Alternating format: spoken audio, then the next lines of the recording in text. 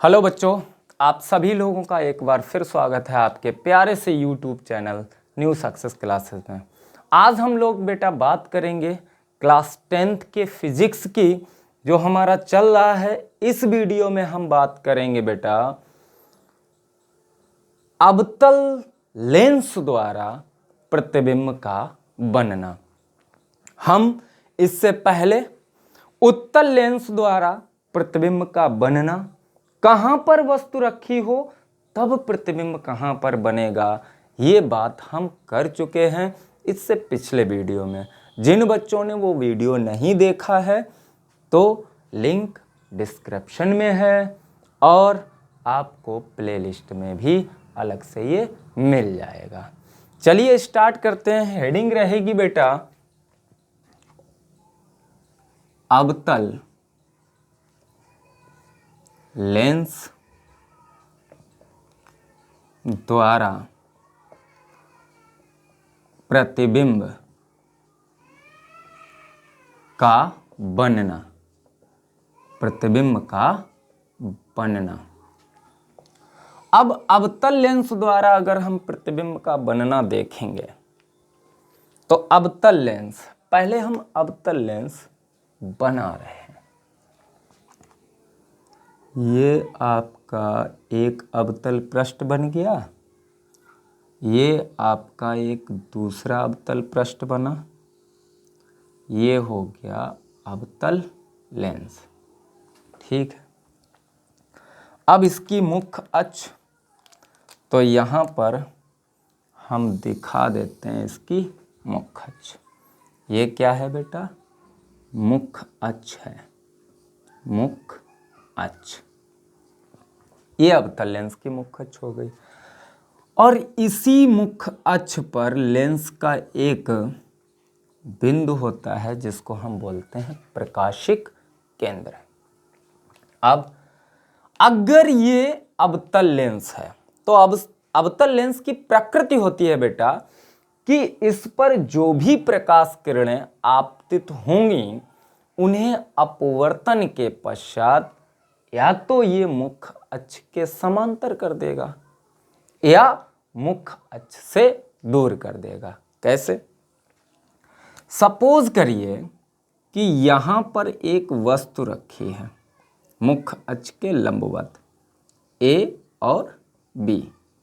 ये वस्तु रखी है, इसको हमने नाम दे दिया ए बी।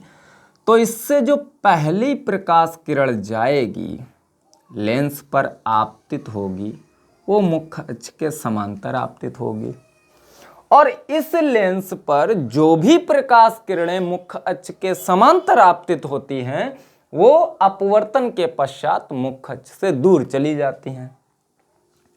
तो ये इस तरीके से चली जाएगी। सही है बेटा? मुख्य अक्ष से दूर। अगर इस लेंस का इधर कहीं हम मान लें कि ये इसका प्रथम फोकस है तो अपवर्तन के पश्चात ये दूर गई, लेकिन अगर इसकी हम आभासी किरण को खींचें, मतलब इसको हम थोड़ा पीछे खींच लें इस तरीके से, तो हमें ऐसा आभास होगा, हमें ऐसा आभास होगा कि ये प्रकाश किरण कहीं ना कहीं इस बिंदु से होकर जा रही है। अच्छा, दूसरी प्रकाश किरण, तो दूसरी प्रकाश किरण बेटा, दूसरी प्रकाश किरण लेंस के प्रकाशिक केंद्र से होकर जाएगी। कहां से जाएगी? लेंस के प्रकाशिक केंद्र से। और ये जो प्रकाश किरण होगी वो बिना विचलित हुए एक सीधी रेखा में निकल जाएगी। सीधी रेखा में निकल गई। तो इस कंडीशन में हमने देखा कि कहीं ना कहीं दोनों अपवर्तित प्रकाश किरणें एक दूसरे को लेंस के पीछे वस्तु की ओर ही काट रही हैं। यानी कि काट नहीं रही हैं, सिर्फ ये हमें आभास हो रहा है कि ये अपवर्तित प्रकाश किरण और ये अपवर्तित प्रकाश किरण लेंस के पीछे किसी बिंदु से आ रही हैं। दो प्रकाश किरणें एक दूसरे से दूर जा रही हैं। जब दो प्रकाश किरणें एक दूसरे से दूर जा रही हैं तो हम ऐसा मान सकते हैं कि ये कहीं ना कहीं किसी एक बिंदु से प्रारंभ हो रही होंगी। जब लगातार दो चीजें एक दूसरे से, दो प्रकाश किरणें एक दूसरे से दूर जा रही हैं, तो अगर इनको हम पीछे बढ़ाएं तो हमें ऐसा प्रतीत होगा ये पीछे किसी ना किसी एक बिंदु से ही आ रही होंगी। अब इन दोनों को देखा कि ये दोनों प्रकाश किरणें एक दूसरे से दूर जा रही हैं, तो इस कंडीशन में हमने ये मान लिया कि ये दोनों प्रकाश किरणें लेंस के पीछे किसी न किसी बिंदु से आ रही होंगी। वहीं पर वस्तु का प्रतिबिंब बनता है। तो इसको हम बेटा क्या कहेंगे? ये वस्तु का प्रतिबिंब हो गया, और प्रतिबिंब हो गया तो ये बेटा वास्तव में नहीं है, क्योंकि सिर्फ हमें प्रतीत हुआ तो इसलिए आभासी प्रतिबिंब सदैव सीधा बनता है। तो यहां पर प्रतिबिंब बन गया सीधा। अब ये आभासी प्रतिबिंब है। अगर हम इसी सिचुएशन को, जैसे वस्तु हमने यहां रखी, थोड़ा और पास रख दें, तब क्या होता है? तब भी कहीं ना कहीं ऐसा ही होगा। हम थोड़ा इसको आगे बढ़ाने की कोशिश कर रहे हैं। हमने एक दूसरा लेंस बनाया, अवतल लेंस ही बनाया एक दूसरा, और ये इसकी मुख्य अक्ष हो गई। अब हमने बेटा क्या किया? इस लेंस के पास में थोड़ी वस्तु रख दी। यहाँ पर हमने एक वस्तु रख दी।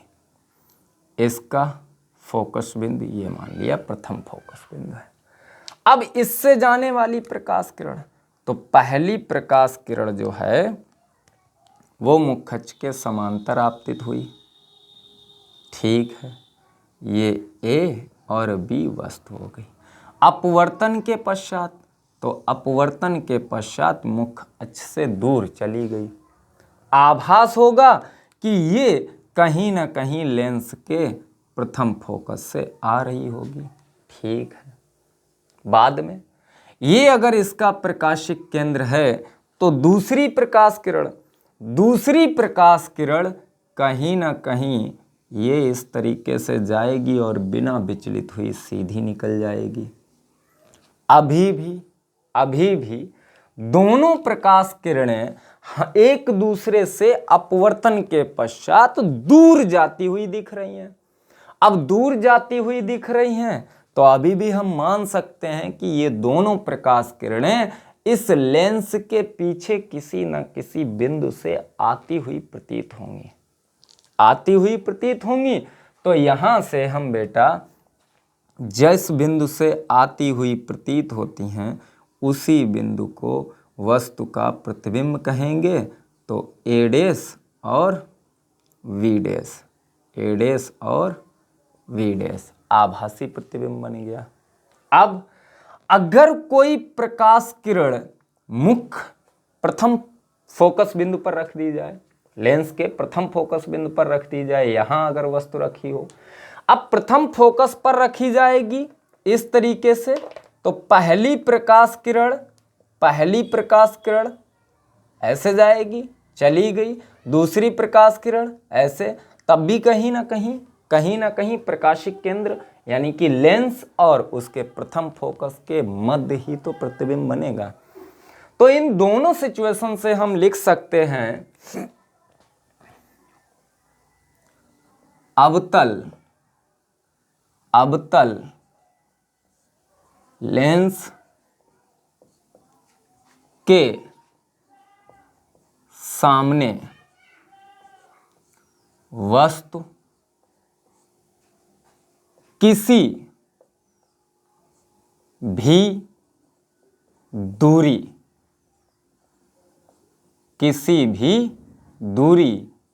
मतलब किसी भी बिंदु पर या किसी भी दूरी पर स्थित कोई बिंदु पर रखी हो,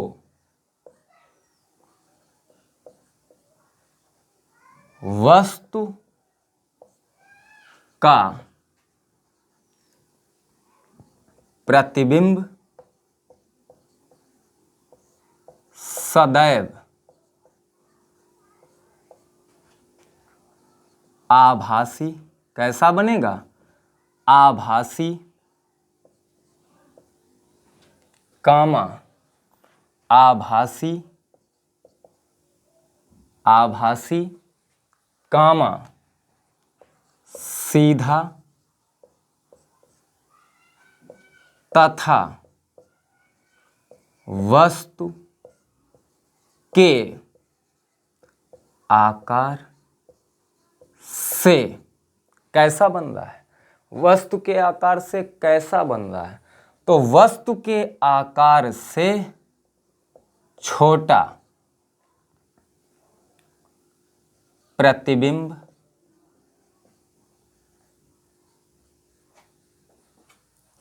कहाँ बनेगा? तो बेटा बन रहा है लेंस के प्रथम फोकस,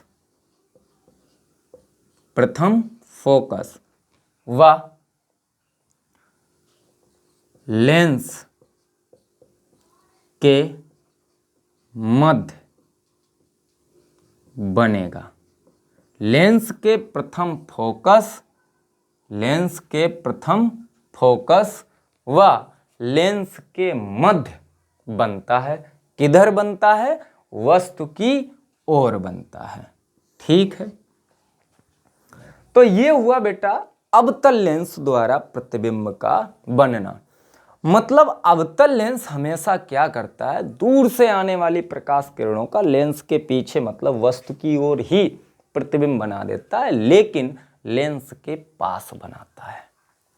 ये इसकी प्रकृति जो है, आगे हम सेकेंड चैप्टर में इसको कवर करेंगे कि इस प्रकृति के आधार पर किस दोष में, जो मानव नेत्र पढ़ेंगे चैप्टर, उस मानव नेत्र वाले और रंग बिरंगे संसार, जो सेकेंड चैप्टर है फिजिक्स का, मानव नेत्र यानी कि साइंस का जो 9th 10th चैप्टर है, उस चैप्टर का नाम है मानव नेत्र तथा रंग बिरंगा संसार।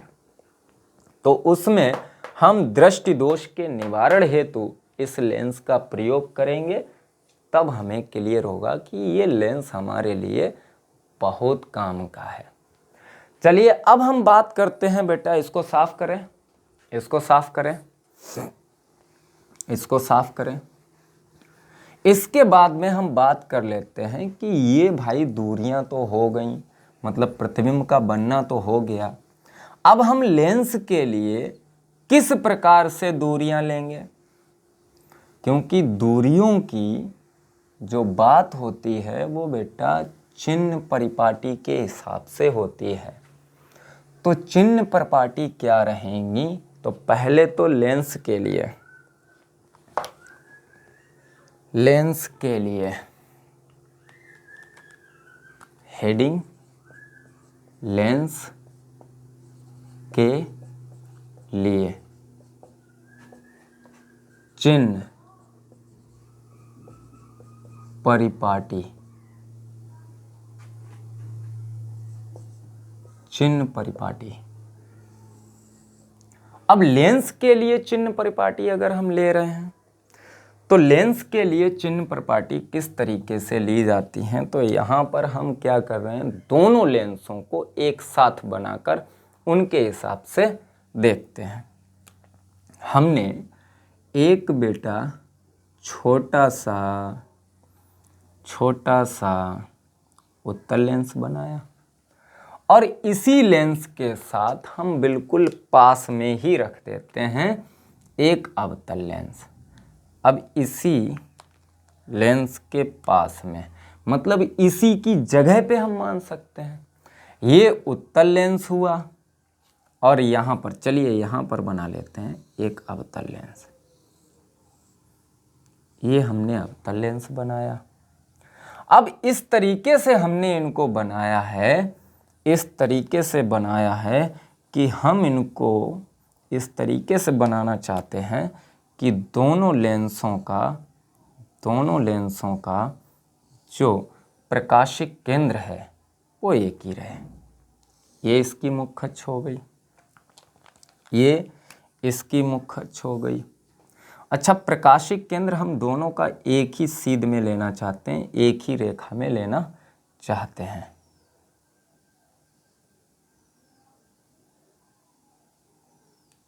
इस तरीके से, ठीक है।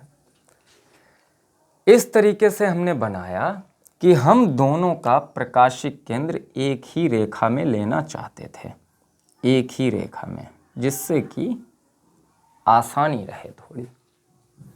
अब यहां पर इधर अगर हम बात करें तो प्लस एक्स अक्ष, इधर हम बात करें, ये तिरछी हो गई लाइन, अगर हम इधर बात करेंगे तो इधर प्लस एक्स अक्ष रहेगा,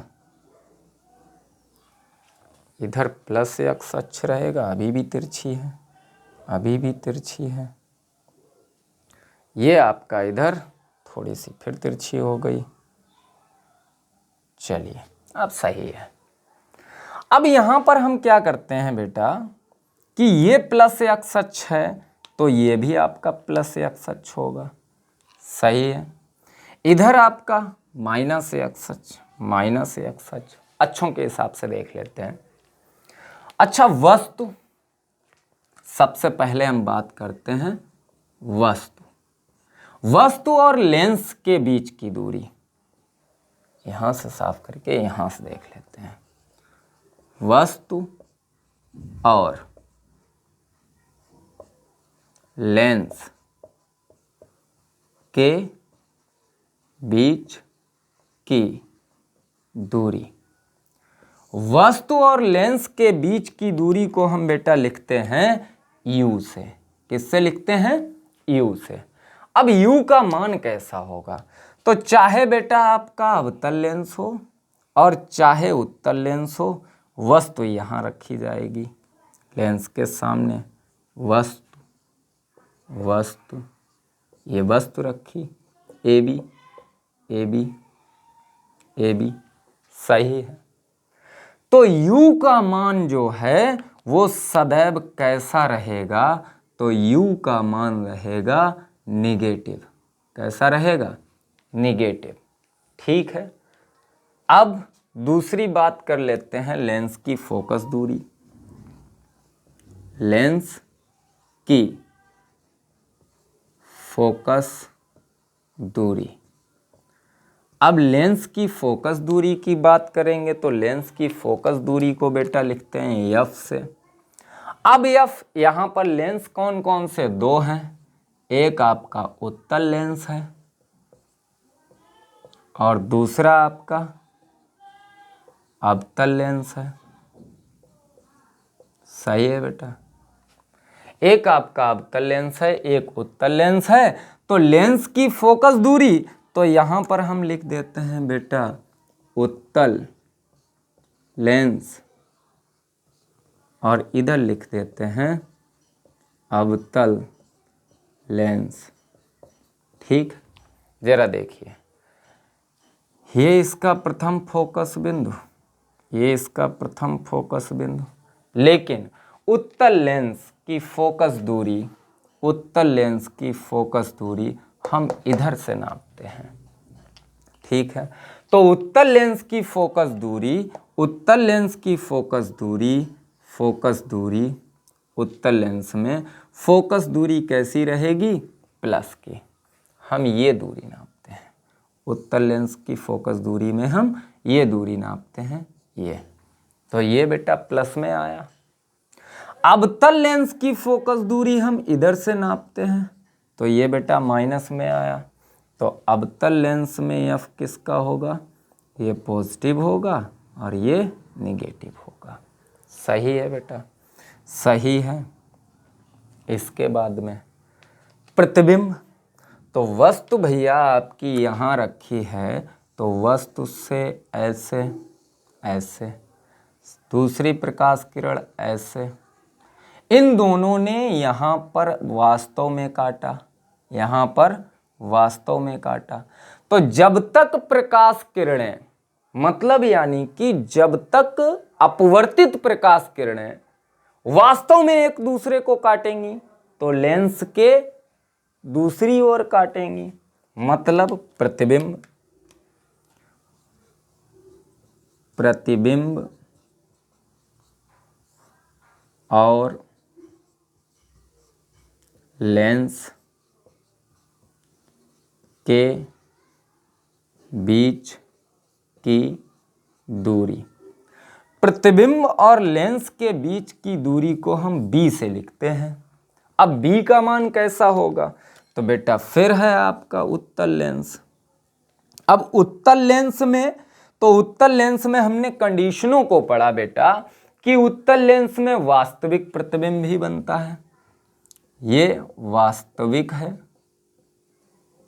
और आभासी प्रतिबिंब भी बनता है। तो यहां पर हम वास्तविक और आभासी कंडीशन को लेके चलते हैं। अगर आपका प्रतिबिंब वास्तविक है, वास्तविक प्रतिबिंब,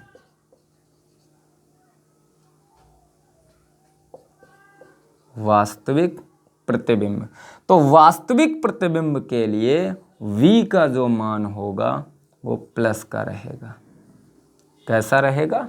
प्लस का रहेगा। और आभासी प्रतिबिंब के लिए, आभासी प्रतिबिंब के लिए, तो आभासी प्रतिबिंब के लिए बेटा आभासी प्रतिबिंब किधर बनेगा, तो आभासी प्रतिबिंब किधर बनेगा, आभासी प्रतिबिंब इधर ही बनता है, वस्तु की ओर, वस्तु की ओर, ये आभासी प्रतिबिंब बनता है। इसमें भी आभासी प्रतिबिंब इधर ही भी बनता है, इधर ही बनता है, ठीक है। तो यहां पर आभासी प्रतिबिंब के लिए v का मान निगेटिव रहेगा, क्योंकि इस अक्ष की बात हो रही, ये रहा v, सही है। अब ये तो वस्तु और दर्पण के बीच की दूरी हो गई, वस्तु और दर्पण के बीच की दूरी हो गई। ये VE क्या हमने लिख दिया यहाँ पर, वस्तु और लेंस के बीच की दूरी, अच्छा निगेटिव लिखा था, निगेटिव, वस्तु और लेंस के बीच की दूरी हमेशा निगेटिव लेनी है, ठीक है।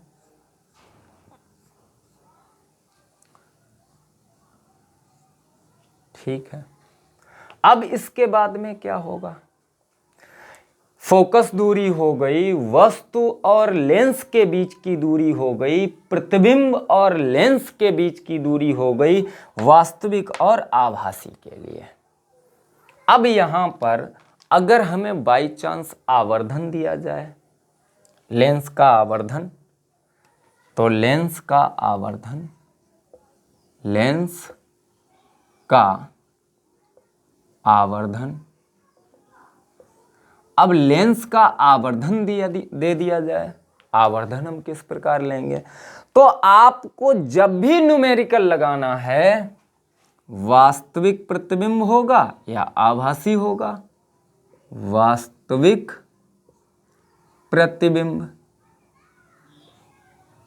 के लिए। अब वास्तविक प्रतिबिंब के लिए लेंस के आवर्धन को कैसे लिखते हैं, m से। तो वास्तविक प्रतिबिंब के लिए अगर आपको आवर्धन रखना है तो वास्तविक प्रतिबिंब के लिए आप आवर्धन हमेशा निगेटिव लेंगे। कैसा लेंगे? निगेटिव। लेंस के आवर्धन का मान जो होगा वास्तविक प्रतिबिंब के लिए निगेटिव लेना है। क्यों लेना है? क्योंकि बेटा m इक्वल होता है, m इक्वल होता है v/u, और v की वैल्यू पॉजिटिव होगी, u की वैल्यू निगेटिव होगी, तो यहाँ से आपका m का मान जो है वो आएगा निगेटिव। तो इसलिए आपको अगर वास्तविक प्रतिबिंब बन रहा है, मतलब उत्तल लेंस ही वास्तविक प्रतिबिंब बनाता है, आभासी भी बनाता है, वस्तु के आकार से छोटा भी बनाता है, वस्तु के आकार से बड़ा भी बनाता है, तो उत्तल लेंस में कंडीशन आप ध्यान रखना, जब वास्तविक प्रतिबिंब बन रहा हो तो आपको जो आवर्धन लेना है वो कैसा लेना है, नेगेटिव लेना है। और बेटा आभासी प्रतिबिंब के लिए, आभासी प्रतिबिंब,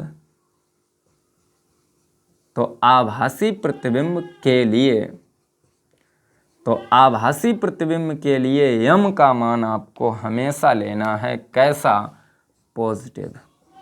कैसा लेना है, पॉजिटिव। क्यों? क्योंकि अगर बेटा आभासी प्रतिबिंब बना तो v का मान भी माइनस का होगा, u का मान भी माइनस का होगा, और ये माइनस माइनस होके प्लस हो जाएगा, ये माइनस माइनस होके प्लस हो जाएगा। तो ये चिन्ह परिपाटी थी उत्तल लेंस और अवतल लेंस के लिए।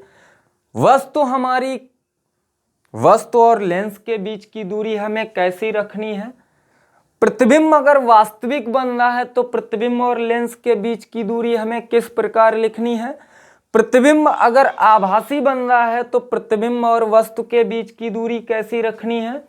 तो उसके बाद में अगर प्रतिबिंब मतलब 3 गुना 4 गुना या 1/2 गुना या आधा, इस तरीके से मतलब आवर्धित प्रतिबिंब की बात की जाए तो आवर्धित प्रतिबिंब में मतलब यानी कि प्रतिबिंब का जब आवर्धन दिया जाए, लेंस का आवर्धन दिया जाए, तो आवर्धन हम यहाँ पर लेंस के आवर्धन को वास्तविक प्रतिबिंब के लिए किस चिन्ह से लेंगे, आभासी प्रतिबिंब के लिए हम आवर्धन का कौन सा चिन्ह लेंगे। तो यहाँ ये आपको चिन्ह प्रॉपर्टी इस तरीके से आपको लेनी है। अब इसके बाद में हम बात कर लेते हैं कि लेंस के लिए हम फार्मूला कौन सा लगाएंगे जो संबंध रहेगा u, v और f में। इसको साफ करें बेटा, इसको साफ करें।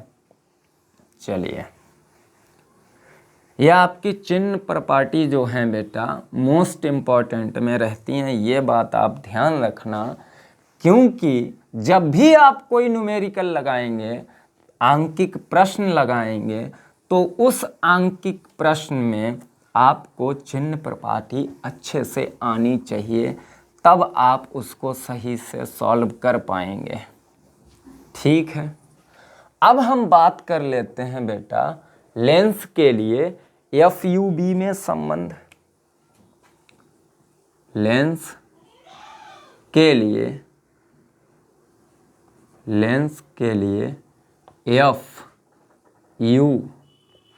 FUB में संबंध। अब लेंस के लिए FUB में क्या संबंध रहेगा, तो लेंस के लिए FUB में संबंध होता है 1/f = 1/v - 1/u। ये आपका संबंध रहेगा FUB में संबंध। यहीं पर लेंस की क्षमता की बात कर लेते हैं बेटा, यहीं पर लेंस की क्षमता की बात कर लेते हैं। तो लेंस की क्षमता, इससे 1 नंबर का क्वेश्चन जरूर आता है, मतलब एक आपका आंकिक प्रश्न लेंस की क्षमता से जरूर पूछा जाता है, इसलिए इसको ध्यान रखना, ये मोस्ट इम्पॉर्टेंट रहता है बेटा। इससे 100% एक क्वेश्चन आता है आपका बोर्ड एग्जाम में। तो लेंस की क्षमता क्या है, लेंस की फोकस दूरी के व्युत्क्रम को लेंस की क्षमता P कहते हैं। लेंस की फोकस दूरी के व्युत्क्रम को लेंस की क्षमता P कहते हैं, यानी कि लेंस की क्षमता को P से प्रदर्शित करते हैं। अब इसका मात्रक डायोप्टर होता है, डायोप्टर होता है, जिसे डी से प्रदर्शित करते हैं, जिसे डी से प्रदर्शित करते हैं। यानी कि यदि फोकस दूरी मीटर में हो, मीटर में हो, मतलब अगर किसी लेंस की फोकस दूरी मीटर में दी गई है, तब आप इसको लगाएंगे क्या, क्षमता P बराबर, क्षमता P बराबर 1/f और चिन्ह के साथ डायोप्टर। अगर प्लस चिन्ह आता है तो प्लस, माइनस आता है तो माइनस। क्यों आएगा? क्योंकि लेंस अगर अवतल है तो फोकस दूरी ऋणात्मक होगी, और लेंस अगर उत्तल है तो फोकस दूरी धनात्मक होगी। तो उत्तल लेंस की क्षमता सदैव प्लस में आएगी, अवतल लेंस की क्षमता सदैव माइनस में आएगी। और यहीं पर यदि लेंस की फोकस दूरी सेंटीमीटर में हो, अब अगर किसी लेंस की फोकस दूरी सेंटीमीटर में हो, तब आप क्या करेंगे? तो कुछ नहीं करना है, आपको P बराबर 100/f लगा देना है। मात्रक वही रहेगा, डायोप्टर, मात्रक वही रहेगा, डायोप्टर। अच्छा, लेंस की क्षमता को हमेशा चिन्ह के साथ लेते हैं। P या तो प्लस में होगी या माइनस में होगी, चिन्ह के साथ हमेशा इसको रखते हैं, प्लस या माइनस। ठीक है, या तो लेंस की क्षमता प्लस में होगी या माइनस में होगी। मतलब अगर हम लिखना चाहें तो यहां लिख सकते हैं क्या, उत्तल लेंस के लिए P बराबर प्लस डी, ठीक है। और अवतल लेंस के लिए,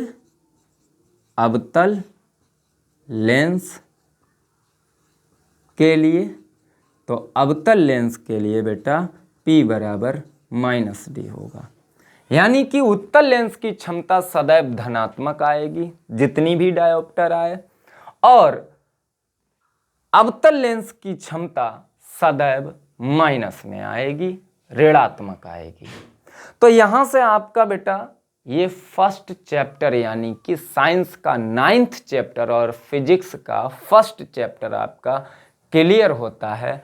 अब इसके बाद में हम अगले वीडियो में बात करेंगे इस चैप्टर से कुछ महत्वपूर्ण आंकिक प्रश्न।